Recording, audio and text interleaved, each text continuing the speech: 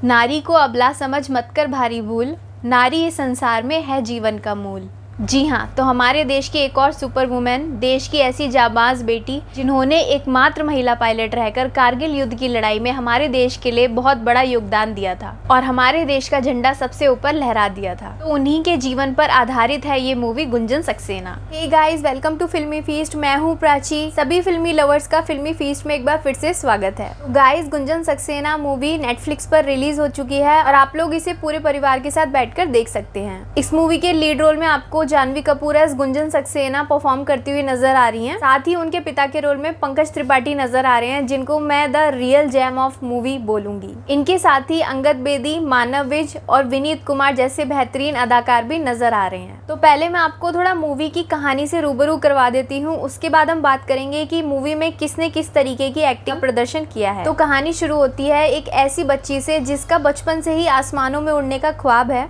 उसके पंख तो नहीं है, पर फिर भी वो आसमान में सबसे ऊपर उड़ना चाहती है और आसमान को छूने का मन बना चुकी है। वो अपने इस सपने को पूरा करने के लिए पायलट बनना चाहती हैं और उनकी ये उड़ान उन्हें पायलट बनने से कब इंडियन एयरफोर्स में फ्लाइट लेफ्टिनेंट बनवा देती है उन्हें भी पता नहीं चलता है। शुरुआत में तो उनके घर में उनके भाई, जो कि खुद आर्मी में होते हैं, वो भी उनको सपोर्ट नहीं करते हैं।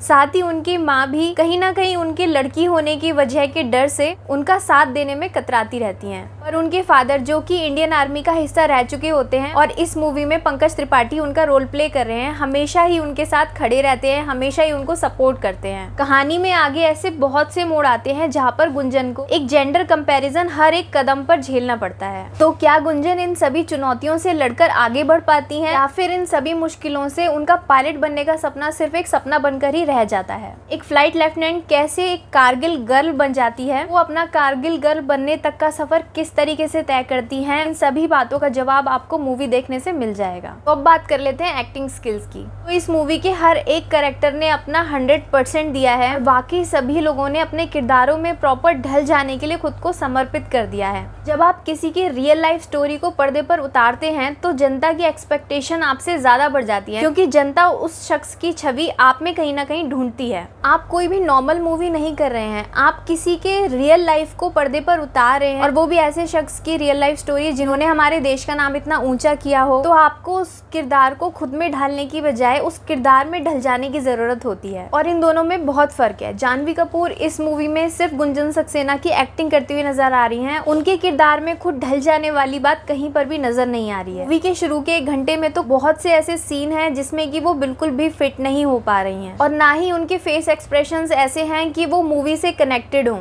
तो कहानी के लास्ट 1 घंटे में गुंजन सक्सेना का स्ट्रगल, ट्रेनिंग पीरियड और कारगिल वार को इस तरीके से प्रेजेंट किया गया है, इसमें शायद जानवी कपूर की एक्टिंग हमारे उस देशभक्ति वाले इमोशंस और जोश में दबकर रह जाती है, जिससे कि हमारा ध्यान उनसे हटकर कहानी पर चला जाता है। तो ओवरऑल ये फिल्म एक रियल लाइफ स्टोरी पर बेस्ड है, वो भी हमारे देश की एक फाइटर गर्ल की कहानी है। तो इंस्पायरिंग तो होगी ही, क्योंकि जिन लोगों ने जीवन में वाकई महान काम किए होते हैं उन्हीं की कहानियां तो सबके सामने रखी जाती हैं। मूवी की एंटायर टीम इतनी अच्छी थी, बस एक जानवी कपूर की एक्टिंग थोड़ी एवरेज लगी और वो मूवी से कहीं ना कहीं कनेक्ट नहीं हो पा रही थी। गाइस, मैं आपको एक एग्जांपल देती हूँ। अभी पीछे एक मूवी आई थी जिसका नाम था शकुंतला देवी, और उसके अंदर विद्या बालन ने लीड रोल में शकुंतला देवी का किरदार निभाया था। अगर आपने वो मूवी देखी है तो आपको पता होगा कि उन्होंने अपने किरदार में किस तरीके से शकुंतला देवी को हम सबके सामने जीवित करके रख दिया था। हमने इस मूवी में शकुंतला देवी को विद्या बालन जी के अंदर देखा, ना कि विद्या बालन जी को शकुंतला देवी के अंदर देखा। दोनों में बहुत फर्क है। उस मूवी में कहीं से भी ये नहीं लगता कि विद्या बालन उनका रोल प्ले कर रही हैं, ऐसा ही लगता है कि शकुंतला देवी ही हैं। और गुंजन सक्सेना के अंदर मुझे जानवी कपूर की एक्टिंग एवरेज इसलिए लगी क्योंकि उन्होंने गुंजन सक्सेना की सिर्फ एक्टिंग करी, वो उनके किरदार में कहीं से भी नज़र नहीं आ रही थी कि हमें ये देखने का मौका मिले कि वाकई गुंजन सक्सेना ये थी। वो एक कनेक्टिविटी नहीं बन पाई। बाकी तो ओवरऑल मूवी बहुत ही अच्छी है, इंस्पायरिंग है, आपको एक बार ज़रूर देखनी चाहिए, क्योंकि हमारी देश की बेटी कारगिल गर्ल की कहानी है, तो हम सबको उनके बारे में ज़रूर पता होना चाहिए। मैं इस मूवी को 5 में से 3.5 स्टार दूंगी। अगर गुंजन सक्सेना का किरदार वाकई उनके किरदार में ढलकर किया जाता तो ये मूवी एक बहुत बड़ी हिट साबित होती। तो गाइज, अगर इस वीडियो में आप लोगों को कुछ भी अच्छा लगा हो तो प्लीज़ लाइक और शेयर ज़रूर कीजिएगा। चैनल से जुड़े रहने के लिए प्लीज़ फिल्मी फीस्ट को सब्सक्राइब ज़रूर कीजिए। नोटिफिकेशन के लिए बेल आइकन भी प्रेस कर दीजिएगा। तो मिलती हूँ फिर आपसे इसी तरीके के नेक्स्ट वीडियो में। तब तक के लिए take care. Thanks for watching.